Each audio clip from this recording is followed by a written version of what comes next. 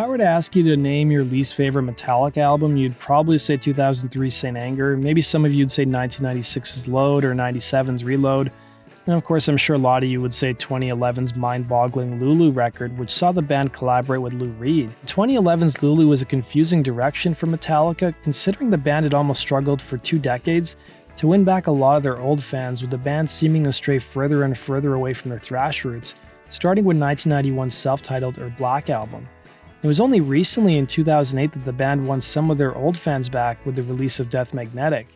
3 years later, out of the blue, the band dropped Lulu.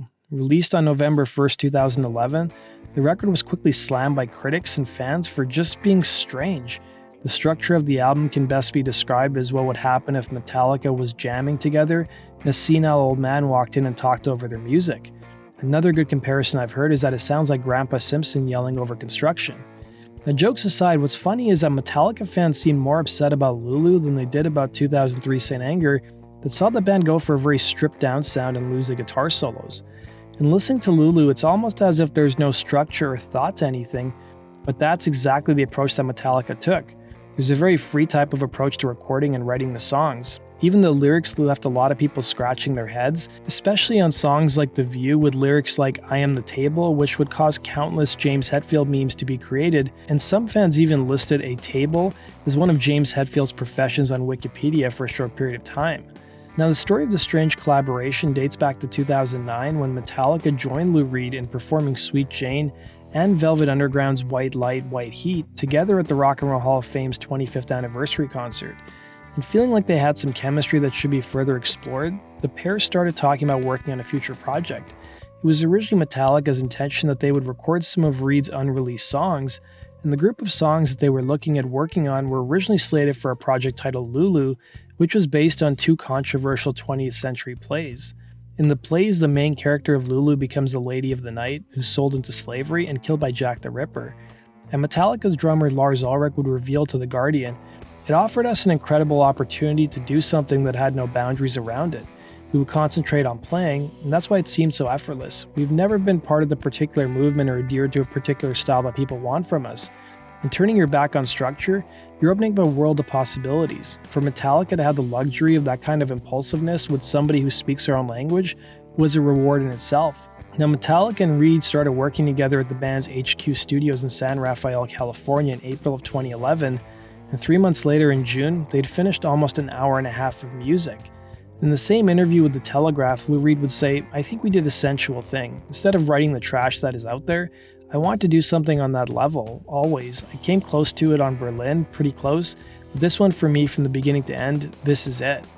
The fans eagerly anticipating the collaboration would get their first taste of the new album on September 27, 2011, when the first single, The View, came out.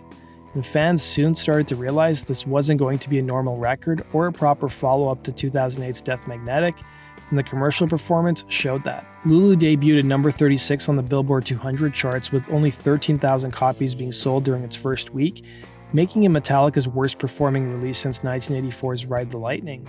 Now, ironically, it was Lou Reed's highest charting release since 1974's Sally Can't Dance, which peaked at number 10.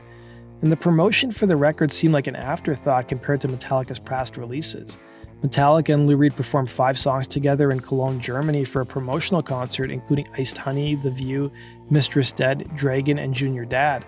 And the pair also performed Iced Honey on the British TV show Later with Jules Holland, and a video for the lead single The View was also released, but that was basically all the promotion that was done for the record.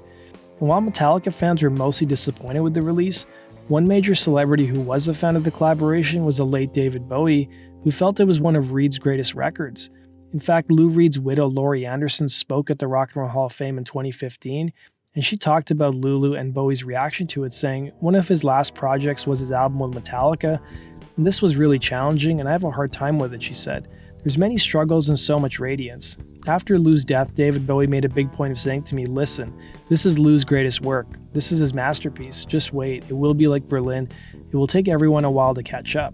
Now, looking back at Lulu, Lars Ulrich was surprised just how bitter Metallica fans reacted to it, saying it was a little bit more spiteful than probably anybody was prepared for because it got very personal, especially against Lou. He is such a sweet man and has such a soft, gentle side. I'm aware of the fact that sometimes he doesn't necessarily come across to journalists as someone who has a difficult time with it, but I primarily know Lou from making music and hanging out with him and eating dinner with him and playing with him, and he's a very gentle soul. He's a very sweet, innocent, almost childlike approach to a lot of things, so when people start hammering him the way they did, it was a little surprising and a little difficult. But Ulrich would also add that he's proud of the record, saying he accepts that it was perhaps too far out of people's comfort zones, including Metallica fans, saying, "I understand it's not easy. I understand when Metallica sit and do something impulsive like riffing on the floor well outside of traditional sound structures. Then you've got Lou Reed borderline speaking or reciting very abstract poetry about German bohemian characters from 150 years ago. I understand that can be a difficult thing for some people to embrace." But at the same time, Ulrich also stated that projects like Lulu are essential for Metallica to continue to develop and explore as artists, saying, "Whether people don't like it or not is really secondary to the fact that they've got to let us run amok once in a while. To sit there and be what everybody wants us to do would kill us, and I don't want that." So let me know what your guys' thoughts are on Lulu in the comments section below. And as always, if you guys have suggestions for future topics, let me know in the comment section as well. And remember guys, rock legends may die, bands may break up, but rock and roll lives on. Take care.